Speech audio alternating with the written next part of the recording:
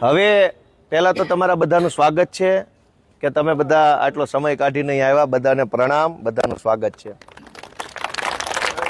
સામે ઓલું સફેદ પાટીયું મારેલું દેખાય છે બધાને? આ નજીકમાં હાવ એ મુખ્યમંત્રીની ઓફિસ છે.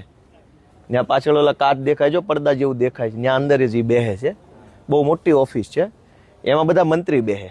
આખું નાનું બિલ્ડિંગ છે ને એમાં, અને આમાંય થોડાક બેહે. આનકોરે નાનું બિલ્ડિંગ છે, પછી આ મોટું છે બે બાજુ. મોટામાં બધા સચિવ બેહે, તમામ પ્રકારના સચિવો હોય. એક આખું આમ રેલગાડી ભરાય એટલા સચિવો છે અહીંયા.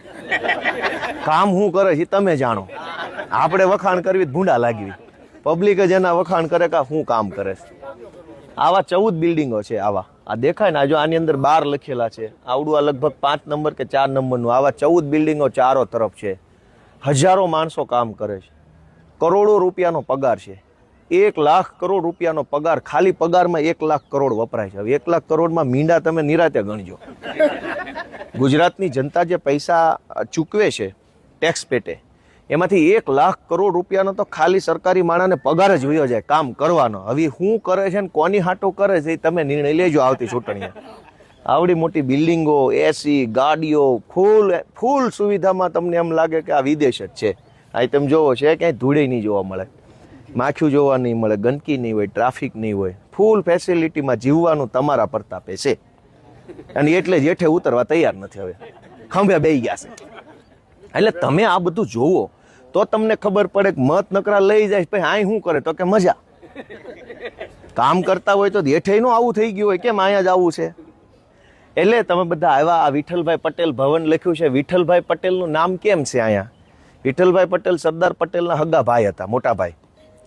અને સંસદીય પ્રક્રિયાઓ જે છે, લોકસભા કેમ ચાલે, વિધાનસભા કેમ ચાલે, એના જે નિયમો છે, એના દેશના બહુ સૌથી બુદ્ધિશાળી માણસ એ જમાનામાં એ હતા. અને અંગ્રેજોએ વિધાનસભા બનાવી હતી, સેન્ટ્રલ લેજિસ્લેટિવ એસેમ્બલી, કેન્દ્રીય વિધાનસભા હતી દિલ્હીમાં. એનું અત્યારે દિલ્હી સરકાર જ્યાં બેસે છે એ બિલ્ડિંગ અંગ્રેજોએ બનાવ્યું. એના એ અધ્યક્ષ હતા અને ખૂબ બુદ્ધિશાળી માણસ હતા. એ જમાનામાં સૌથી બુદ્ધિશાળી માણસ કહેવાય વૈધાનિક બાબતો સંસદીમાં એ હતા. અને એના દિમાગના આઈડિયાથી તે આખી બધી પ્રણાલિકાઓ બની છે. અને એટલે એવા મહાન માણસનું નામ અહીં વિધાનસભા ઉપર રાખ્યું છે. આ બંને મોટા, આ નાના નાના બિલ્ડિંગ છે એ સ્વર્ણિમ સંકુલ છે. અને ઓલા છે એ સચિવાલયના મકાનો છે. ગાંધીજીના 2 પુત્રો બેહાડ્યો છે જો સામે, પણ મોઢું અવળું રાખ્યું છે. ગાંધીજી આંકોર જોઈને બેહી નથી કેમ કે આ જોવા જેવું શું છે. એ અવળું ફરી ગયા. એ અવળું ફરી ગયા. એ કે આમાં તમારે સામે મારે જોવું જ નથી. કે જોઈ લો કઈ બાજુ મોઢું છે. નકર નજર ગાંધીજીના રાષ્ટ્રપિતા છે એની નજર છોકરા ઉપર વળી જાય કે શું કરે છે મારા બેટા રોજ બેહી. એને બદલે એ કે મૂકો ભાઈ, મારે આમાં કઈ જોવું નથી. કે આમ ફરી ગયા. આ હાલત અહીંયા છે. જોઈ લીધી નજરે. હવે કહેજો બધા ગામમાં જઈને લોકોને ગાંધીજી જેવા ગાંધીજી મોઢું ફેરવી લીધું છે. હવે આપણે ક્યાં એની વાહે લબડવાની જરૂર છે? વાત સાચી કે ખોટી? પછી અંદર બધા કેવું વાંચતા હતા? રેડી વાંચતા હતા? ભાષણ તો ક્યાંક હતું, વક્તવ્ય હતું જ નહીં, વાંચતા હતા. એટલે મેં તમને પૂછ્યું કે વાંચતા હતા બરાબર? થોડાક આ બાજુ આવી જાવ એટલે હાલવાની વ્યવસ્થા. થોડાક આ બાજુ આવી જાવ. એક ઓલું પીળું પંપુડું હટાઈ દેજો વડીલ. કાંઈ વાંધો નહીં, હટાઈ દો તમે. હાવ હાલવાની વ્યવસ્થા થઈ જાય. હા, મારો વારો હજુ આવશે. એટલે હવે વસ્તુ શું છે, 2 વાત છે. મારે અંદર જવાનો ટાઈમ થઈ ગયો છે. કે સરકાર કરોડો અબજો રૂપિયા ફાળવે છે. 4 લાખ કરોડનું બજેટ આવ્યું. એવડી મોટી મોટી વાતો અહીંયા બેહીન થાય છે. એના કરતાં 10% કામ હેઠે નથી થતું. તમે વાતો 20 કિલોની કરો તો 500 ગ્રામ તો કામ કરો. અમે એટલું જ કહીએ છીએ વિપક્ષ તરીકે, 500 ગ્રામ કામ કરીને દો. 20 કિલોની ભલે વાત કરી લીધી, પણ નહીં. ગયા વર્ષે 20 કિલોની કરી હોય તો આ વખતે 40 કિલોની વાતો કરે. કામ તો ગયા વર્ષે એવું ને એવું, આ વર્ષે એવું ને એવું. તમને જાણીને નવાઈ લાગશે કે સરકારનું બજેટ હમણાં આવ્યું, એમાં શહેરોનો વિકાસ કરવા માટે 33,000 કરોડ રૂપિયા ફાળવા. ગામડાનો વિકાસ કરવા માટે કેટલા ફાળવા? 14,000 કરોડ. શહેર કરતા અડધા રૂપિયા નથી ફાળવા. હવે રૂપિયા જ ઓછા આપ્યા છે. હવે ગોળ નાખે એટલું ગળ્યું થાય ને? ગોળ જ ઓછો નાખ્યો છે તો કેમ ગળ્યું થાય? આ સરકાર એમ ધારે છે ગામડાનો વિકાસ ન થવો જોઈએ, ગામડું ભાંગીને બરબાદ થઈ જાય તો બધા વિસ્તરા પોટલા લઈને અમદાવાદ, રાજકોટ, સુરત આવવા માંડે. હાંકડી ખોલ્યુંમાં રહે તો સરકારના લાચાર બને. અત્યારે તમે તમારા મરજીના માલિક છો, કેમ કે 10, 15, 20 વીઘાના તમે ખાતેદાર છો, એટલે તમે આમ તમારું બિંદાસ છે કે ભાઈ આપણે કોઈના ઓશિયાળા નથી, અમારું ખેતર છે, મહેનત કરીને ખાવું છે, કોઈની ઓશિયાળી કરવી નથી. તમને ઓશિયાળા બનાવવા હાટું થઈ ખેતીનો વિકાસ ન થાય, ગામડાનો વિકાસ ન થાય, એટલે અહીંથી પૈસા જ ઓછા ફાળવા છે. 50% કરતાંય ઓછા છે, અડધો અડધ નથી. ગુજરાતમાં ગામડા જાજા કે શહેરો જાજા?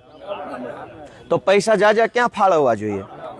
હવે પૈસા ફાળવા જ નથી, એટલે ગામડામાં રોડ નહીં બને, દવાખાનામાં ડોક્ટર નહીં આવે, શાળામાં શિક્ષક નહીં આવે, બસ નહીં આવે, નાળા નહીં થાય, પૂર સંરક્ષણ દિવાલું નહીં થાય, ખેતરના કેળા નહીં, કેમ કે પૈસા જ ન થાય. પા તમે કહો ધારાસભ્યોને, જે તે વિસ્તારના લોકો ભાજપનો હશે કોઈ વતાવશે ને મૂકો ને, એનું ક્યાં મોઢું વતાવવું? કોઈ મારી જેવો વિપક્ષનો હશે 4 ફોન કરશો લાગણીથી, તમને એમ લાગે કઈ એકાય એવો જવાન છે, પણ તમને એ ખબર છે કે રૂપિયા જ ન થાય. પા કામ કેમ થાય?